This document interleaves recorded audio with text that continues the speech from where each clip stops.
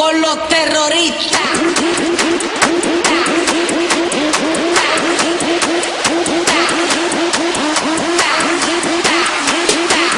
Con los terroristas.